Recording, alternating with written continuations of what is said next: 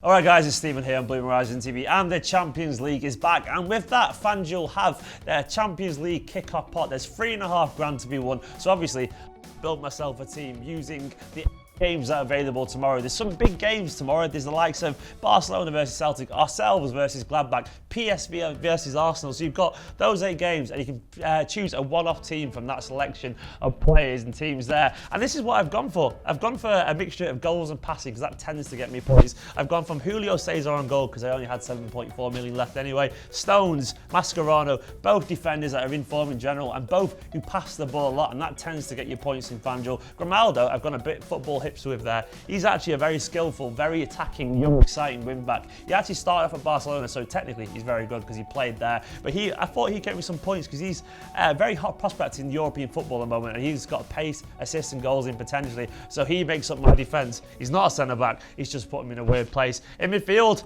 that is some midfield. Ozil, assists. Hopefully he'll do something against PSG. Kevin De Bruyne, the man is on fire at the moment, maybe the best midfielder in the Premier League as it currently stands. Verratti, no introduction needed there, just a top quality player, and he'll pass Arsenal to death. Koke, and once again, Atletico are in form. They won 4-0 away at the weekend, so they're on fire. Up front, how good is that? Imagine that, Messi, Suarez and Aguero. I'd rather see that in a blue shirt of Man City than Barcelona, but that is basically goals and points there. Aguero is back because he's not suspended for the Champions League, so I've gone for that team. I'm hoping basically we'll just score loads of goals and we'll wipe the other teams away. But get involved if you haven't already. There'll be a link in the description below. I think it's a £5 deposit initially for this one. I think you can, minimum pound is £5 to get involved, but there's potential to win $3.5. Use the promo code BlueMoon, and if you don't win on your first bet, they will match that for you until you get the money back and get to have another go. Get in the comments below, let us know what team you've got. But anyway guys, this is going to be the preview now with myself, Walter and Sammy Lee from Goal. Enjoy. Alright guys, it's Stephen here on BlueMoonRisingTV, and after madness of this weekend, we've got another game. They're coming thick and fast. We've got Borussia Monchengladbach in the Champions League. Some teams aren't in the Champions League, but we are one of them. I've been joined by Sam Lee from Goal.com and obviously Walter Smith. How are you doing, gents? Very good, thanks, mate. Wonderful. Walter? Oh, I tell you what, I was just saying, coming into work this morning was an absolute pleasure, which is quite unique for a Monday morning. I had that skip in my step and I had that Derby smile. So I couldn't find many United fans in work today, but the ones I found, I made sure they knew about my feelings. Very happy indeed. It was a good performance, wasn't it, Walter? Well, for me, I would say it was as dominant, or even more so than the 6-1. I mean, we could have been 4-0 up and out of sight at half-time. I mean, that's probably the best I've seen City play, possibly ever. And what I really enjoyed about we dominated that game, and we only allowed sort of United back into it by our own defensive errors. And if we hadn't made them, then they wouldn't have got back in. And this is a system, and it's a complex system that Pep Guardiola's trying to put into place. So the players are learning all the time. And it just gets me, on a scale of 1 to 10, about 15 in terms of giddiness of where we could be this time next year. Sam, it was a pretty good performance. Obviously, you've just been as well to the press conference. As you can see by his wonderful backdrop. How was Pep and what was the mood in general from him after that performance? He didn't really want to reflect on the derby too much, you know. Yeah. Well, you know what he's like. He's done. He said in the build-up, you know, we'll wake up on Sunday morning and prepare for Gladbach, and that's pretty much the mood he was in. He got asked one question in Spanish right at the end. What do you think about Mourinho talking about the referees? And he just looked down at the desk and had a little mutter to himself. He wasn't very happy. But obviously, he's pleased with the derby. He said pretty much the same as he did on Saturday. You know, to go there and do that is not easy. But like I say, he's kind of looking forward to tomorrow night. Yeah, we're looking forward to tomorrow because obviously now after the weekend and so on, we have got another game already. It's come around so quickly, but it was such a high intensity game at the weekend. Obviously, the players ran themselves into the ground, and it's going to start to show eventually with the squad fitness and the tiredness and so on. But Sam, the likes of Company and Gundogan, was there an update on their fitness, or are they available yet for the game against Borussia? It doesn't sound like Company's going to be back in yet. I'd be surprised if any risks are taken with him. I'd be surprised if he was even on the bench. Gundogan, I think he could be on the bench. Obviously, he wasn't ready at the weekend. That's why Alex Garcia got the nod. Sane's available, and obviously Aguero, he's not banned for the Champions League, so he'll be back in as well. That's not a bad person to have back in the squad. Walter, would you make some changes? Because I think it's fair to say some of the players looked a little bit tired towards the end of the game. Well, I mean, it's only natural. I mean, the thing is, they're going to have rest days built in. I mean, we've got, top sports scientists, and they'll be looking at all the players and they'll be able to tell you whether they're going to be in danger of getting injured. And that's the main thing that we're concerned about. I mean, Aguero coming back in, I'm excited, so excited to see Gundogan actually starting in this team. I tell you what it is with Kompany as well. Pep's not in a rush to bring back Kompany because Otamendi and Stones look so good together, which is just absolutely brilliant news for Manchester City fans. Do you think Kompany will get back into this team, Sam, interestingly? I don't, like I said earlier, there's no rush, and I don't think it's just because of the injury history. I thought back in May, I kind of heard that Kompany and Hart might be in the same boat, and Torre as well, but obviously they couldn't get rid of Torre. Oh, okay. I think Kompany might have been in the same boat. The one thing I would say is, he's had a few months to come in, and you know how hard he works and how it is to get back and play. Perhaps Guardiola, if he was doubtful in the first place before he arrived, maybe he's changed his mind there. But I just kind of get this inkling that Kompany isn't necessarily going to come back in, even when 100% fit, and be the main guy for City.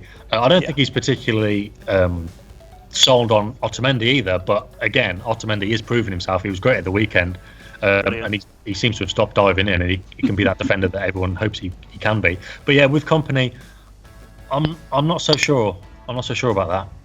That's interesting, though, because obviously I think Stones and Otamendi so far have been pretty good, and he's got a fight on his hands to get back into the team. Otamendi was excellent at the weekend. That was his best performance, in my opinion, in the blue shirt. But looking forward to the opposition, because BMG, Borussia Monchengladbach, Pet's actually been very complimentary about them, and obviously they're a good team. Did he give his opinion on them much in the press conference, Sam? Yeah, well, that was actually my line of questioning. The piece I've just written for tomorrow is about, well, it's City's Champions League campaign as a whole, but it's also kind of talking about Guardiola's Achilles heel, or what might be City's Achilles heel, because it's hard to think they've got one at the moment. They've been so impressive. Yeah. They just destroyed United, and there's always kind of this clash of styles between Mourinho and Guardiola, and obviously it's a clash of styles which mean Guardiola wins more often than not, and that's what we saw on Saturday. But with Gladbach, he played them 6 times in Munich.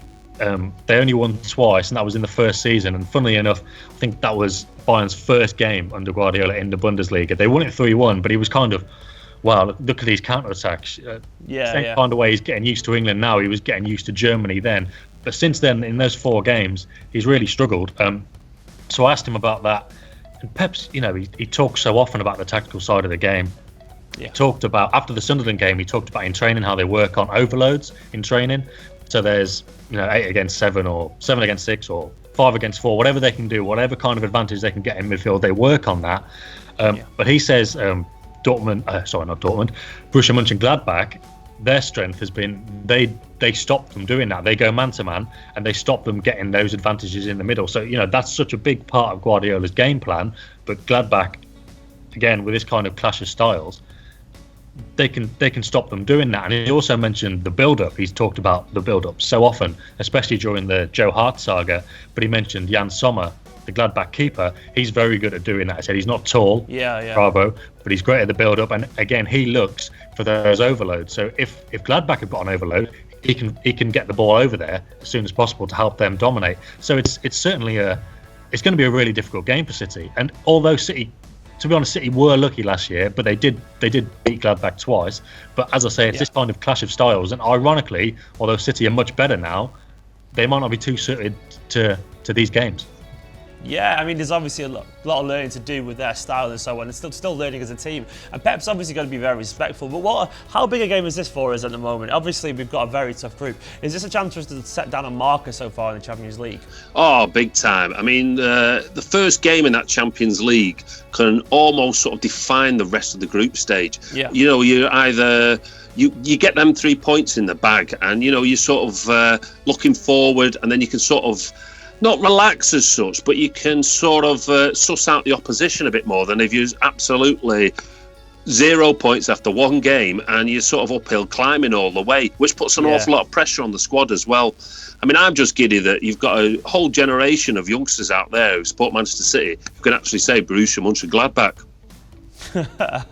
Yeah, I didn't even know they were when I was a kid, to be honest. But they've got a couple of players missing. They're missing actually Herman, who's German. So Herman the German is not playing for. I just had to say that, I couldn't miss it out. They actually lost as well, 3-1 to Freiburg at the weekend. So they're not in the best of form, but it's going to be an interesting game. But guys, let's try and pick the team, because obviously there could be some changes made. But in goal, Sam, is it going to be Claudio Bravo?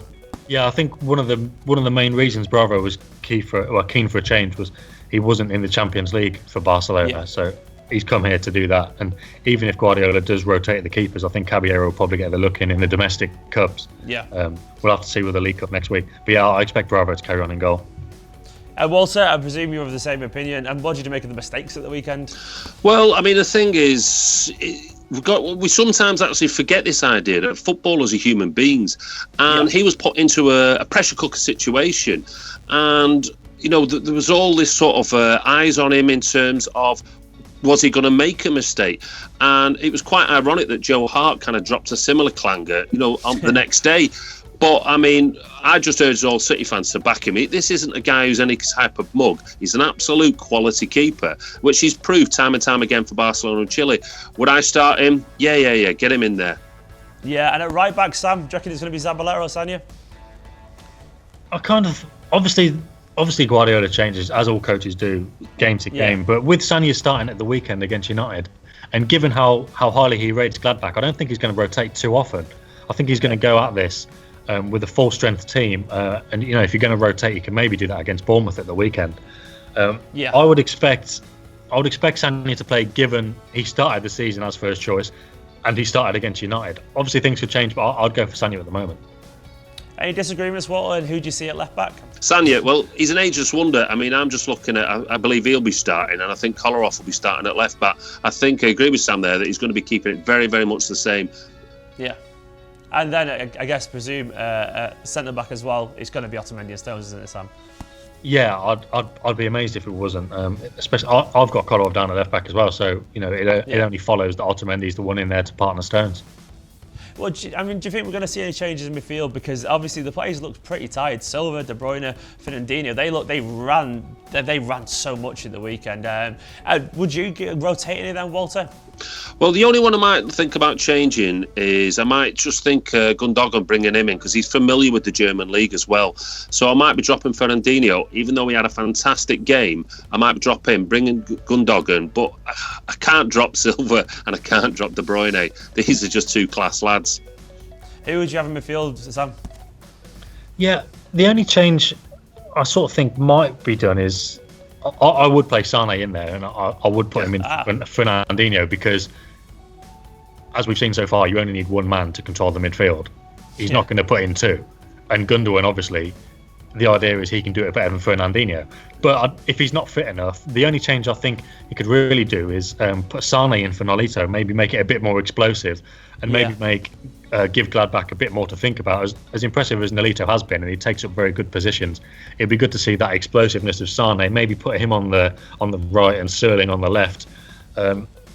Obviously, with the tiredness with Silva and De Bruyne, maybe there'd be something there. And if De Bruyne did feel something in his hamstring, maybe he could get a rest. And perhaps Fernandinho would be pushed forward into the role he did, into De Bruyne's first half role on Sunday. Yeah. And maybe if Gundogan's not fit, then Fernando or something in there holding. But I think it will only be enforced changes. Like, it would come down to fitness. I don't think Pep's going to want to change it too. Like I say, it's such an important game. I think he'll start Fernandinho because I think he'll just go for it, because he's endlessly energetic as well. And I think I probably agree with Sam that we might see a full debut for Sane, because I think he needs the game. But what do you reckon he's going to play out wide, Walter? Would you agree with Sane and maybe Sterling? No, I wouldn't like to see that. And the main reason is I wouldn't like to see Sterling on the left wing. I think he's been a revelation down the right wing. So I wouldn't obviously like to see him go back to his old position under Pellegrini, because I think he really struggled there. I think we found something, and I think we should stick with it. I mean, the main change is the man up front, as was alluded to before. Aguero, and any team in the world would be happy with Aguero coming on. So I mean, that's the man up front for me.